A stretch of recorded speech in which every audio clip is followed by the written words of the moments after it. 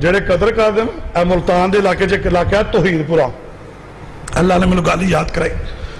ਇੱਕ ਨੌਜਵਾਨ ਦੀ ਨਾ ਸ਼ਾਦੀ ਹੋਈ, ਬਰਾਤ ਗਈ ਤੇ ਕੁੜੀ ਨੂੰ ਕਹੇ ਜਾ ਕੇ ਦੱਸਿਆ कारी खालद साहब की गल दी, मैं थोड़ी अगे टोरा कि जेड़ा दूल्हा ना ਉਹਦੇ ਮੂੰਹ ਤੇ ਵੇ ਬੋਲੋ ਦਾੜੀ ਮੂੰਹ ਤੇ ਹੁੰਦੀ, ਹੋਰ ਕੀ ਹੁੰਦਾ ਬੋਲਦੇ ਨੇ ਕਿਉਂ ਜੀ ਭਾਜੀ, ਕਿਉਂ ਜੀ ਮੂੰਹ ਤੇ ਬਾਹਰ ਹਜ਼ਰਤ ਮੂੰਹ ਤੇ ਦਾੜੀ ਦਾੜੀ।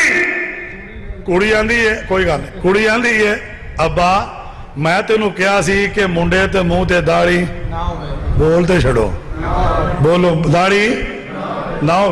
की है कह लगा कमलीए दाढ़ी वो भी रखदा ही जिन्हों अल्लाह पसंद करे, वो ही करदा ही जिन्हों मदीने वाला पसंद करे। तू कड़ी गल करनी है?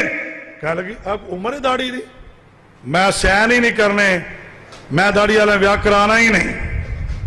आकड़ गई तो फिर पता बीबी आकड़ी है क्यों जी बाबा जी, मैं नहीं निकाह करना।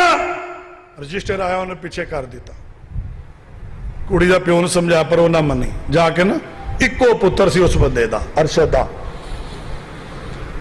अल्लाह अकबर। उन्होंने कहता गल सुन, जे बरात वापस जाए तो तेरी इज्जत रहिंदी ना मेरी रहिंदी, ते पुत्र तेरा बड़ा फरमा बरदार, इनू कह घड़ी दी गल है। कहना अच्छा। उन्हें पुत्र को उठाया, भाई साहब लैके ना तंबू के पीछे चला गया। शाह जी पता की आंदा, पुत्र ना तेरी मेरी इज्जत रहनी है, ना तेरी रहनी है, ना इन्हों की रहनी है। छोटा जा काम अबू जो की कह लगा पुत्र आकड़ी घड़ी दी घड़ी दाढ़ी मना दे, घड़ी दी घड़ी इको बना बस। आंदा अबू जी जो कहो मैं करन तैयार हाँ, बस एक गल मैनू दसो है की।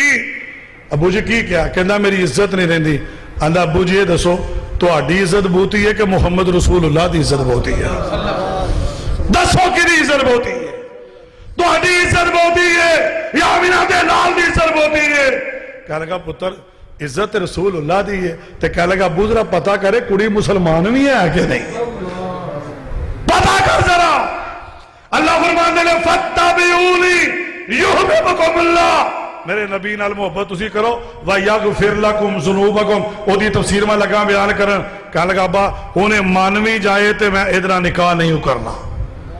जो बरात टुर पई ना ते कुड़ी नूं पता लगा, कुड़ी मान गई, कुड़ी मान गई ते ओ तरले मिन्नतां करन लग पे। मुंडा कह लगा नहीं, जिहदे दिल च रसूलुल्लाह दी मुहब्बत नहीं मैं उहदे नाल निकाह, उच्ची बोलो, निकाह नहीं करांगा। पिंड दे चौधरी समझाया, वो ना मनिया। जिवें तुहाडे पिंड च वडेरे होंदे बजुर्ग, पिंड दा चौधरी सी, उन्हें समझाना ना मनिया। उन्हें कहा मैं नहीं निकाह करना। उन्हें बंदूक कढ लई, कहंदा मैं गोली मार दियांगा। ते कहंदा चौधरी गोली मार, मैनू अपनी जान हजरत बिलाल नालों बहुत ही प्यारी नहीं। कहो सुभान अल्लाह। वो कदों तुस क्यामत की तिंतरी नूं सुभान अल्लाह करी, उच्ची कहो सुभान अल्लाह। गल बिलाल नहीं सी ना, कह लगा मैनू बिलाल नालों बहुत ही प्यारी नहीं, चला गोली। जान जाती है जाए, उच्ची बोलो ईमान ना जाए। उन्हें बंदूक थले की, निकल गया गड्डी च पै के।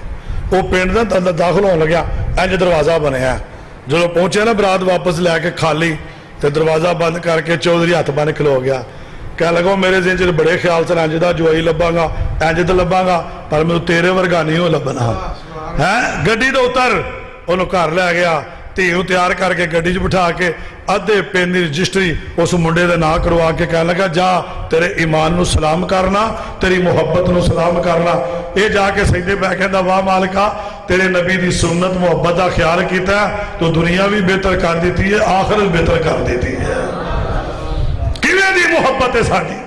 100 रुपया दे के दाढ़ी मना के आ जाने, वो वाल चुकदा पीपे च पा के ते कित्थे सुट के आउंदा गंदे गंदे। कभी सोचा जे जिस नबी ने अपने मुंह तो वाल चेहरे तो नहीं उखाड़िया, असी वो ला के गंदे नाले सुट रहे हैं। अल्लाह का भी फिर प्यार वेखो, अल्लाह कहता तू मनाई जा तो मैं है तू अपना जोर ला मैं अपना लाना। और मुहब्बत आई जरा गल मुकावा।